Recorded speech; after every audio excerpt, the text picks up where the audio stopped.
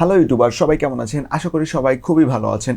একটা ইউটিউব চ্যানেলের subscriber gain করা কিন্তু খুবই গুরুত্বপূর্ণ একটা চ্যানেলের জন্য। আর সাবস্ক্রাইবার কিভাবে একটা চ্যানেলে গেইন করা হয় সেটি কিন্তু অনেকেই জানে না। সেটি হচ্ছে সাবস্ক্রাইবার গেইন করে এবং ভিউজ গেইন করে শুধুমাত্র চ্যানেলের ইমপ্রেশনের জন্য।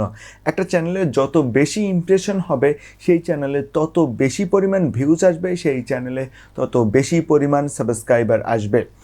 আপনি নতুন একটা চ্যানেল খুললেন, সেখানে আপনি একটা ভিডিও আপলোড করলেন, দেখা যাচ্ছে ওই একটা ভিডিওতেই আপনার প্রচুর পরিমাণ ভিউজ আসলো এবং প্রচুর পরিমাণ সাবস্ক্রাইবার আসলো। আর আবার দেখা গেছে যে আপনি নতুন একটা চ্যানেল খুললেন, আপনি হচ্ছে 50টা 60-70টা ভিডিও আপলোড করলেন, দেখা যাচ্ছে যে আপনার সাবস্ক্রাইবার 100 বা হচ্ছে 50 জন, অথবা হচ্ছে আপনার ভিউজ 1000-এর নিচে। এভাবে কিন্তু হয়ে থাকে।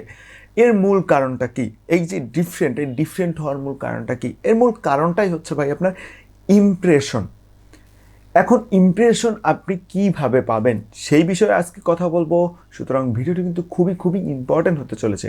আশা করি ভিডিওটি না টেনে সম্পূর্ণ দেখবেন।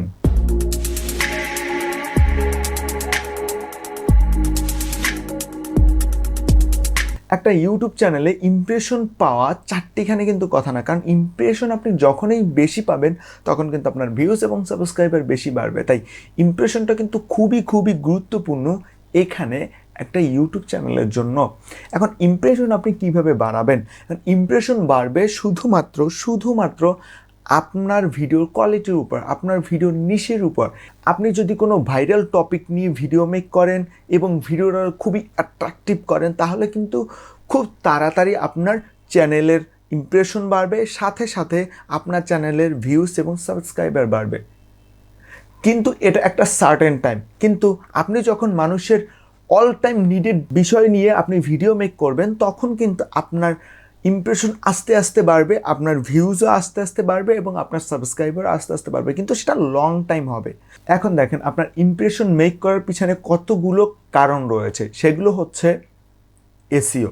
এসইওটা মাস্ট আপনার জানতে হবে, কারণ দর্শকে কোন বিষয় নিয়ে সার্চ করে, কোন বিষয় নিয়ে ইউটিউবে সবথেকে বেশি সার্চ হয়, সেই বিষয়গুলোকে কিন্তু আপনাকে তুলে ধরতে হবে।